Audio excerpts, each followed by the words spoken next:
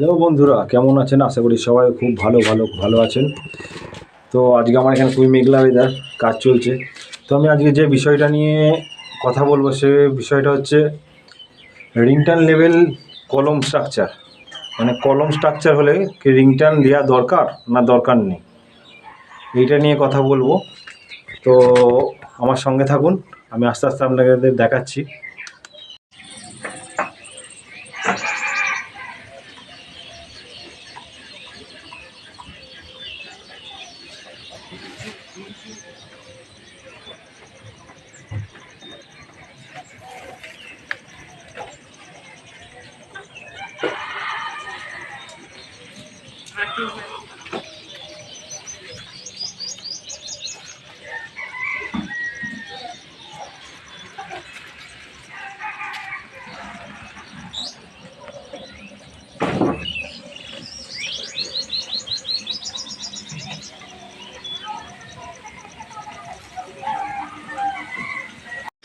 এটা সম্পূর্ণ একটু কলম স্ট্রাকচার বাড়ি, কিন্তু হ্যাঁ, এই যে রড বেরিয়ে আছে দেখতে পাচ্ছেন, এটা পুরোটা কলম স্ট্রাকচার বাড়ি।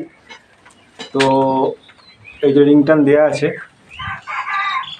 অনেকের মনে চিন্তা আছে যে কলম স্ট্রাকচার বাড়িতে রিংটার্ন দেওয়া দরকার না দরকার নেই। তা আমাদের ক্ষেত্রে কী হয়, আমরা অন্তত আমাদের এখানে অনেকজন এইভাবেই করে থাকে, শুধু জানলার যেটুকু দরকার সেইটুকু দেওয়া হয়। ঠিক আছে, জানলা দেওয়া আছে বলে, জানলা আছে এখানে, জানলা আছে ওই জন্যে এখানে রিংটার্নটা দেওয়া আছে।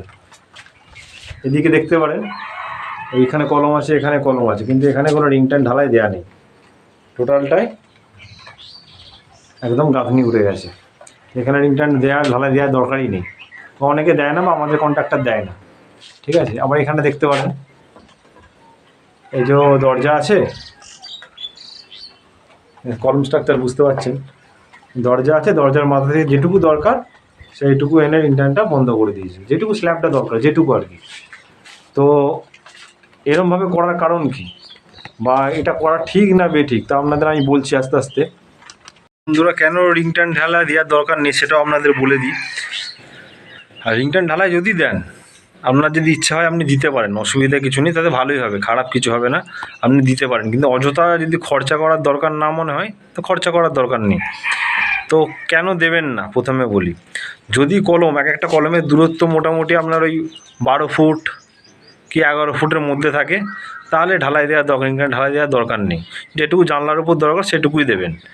আর যদি তার থেকে বেশি হয়, মোটামুটি 14 ফুট 15 ফুট এরকম যদি হয়, তাহলে রিংটার্ন ঢালাই আপনি অবশ্যই দিয়ে দেবেন, তাতে অসুবিধা কিছু নেই, তাহলে রিংটার্ন ঢালাই আপনি দিয়ে দেবেন। যদি তার থেকে নিচে হয়, কলমের ডিস্টেন্স 10 থেকে 12 ফুটের মধ্যে যদি ডিস্টেন্স হয়, তাহলে কোনো অসুবিধা নেই, তাহলে আপনি না দিলেও চলে যাবে। কিন্তু যদি তার থেকে বেশি হয় কলমের ডিস্টেন্স, তাহলে আপনি দিয়ে দেবেন রিংটার্ন ঢালাই, ফালতু বেকার খরচা না করে, তাই না?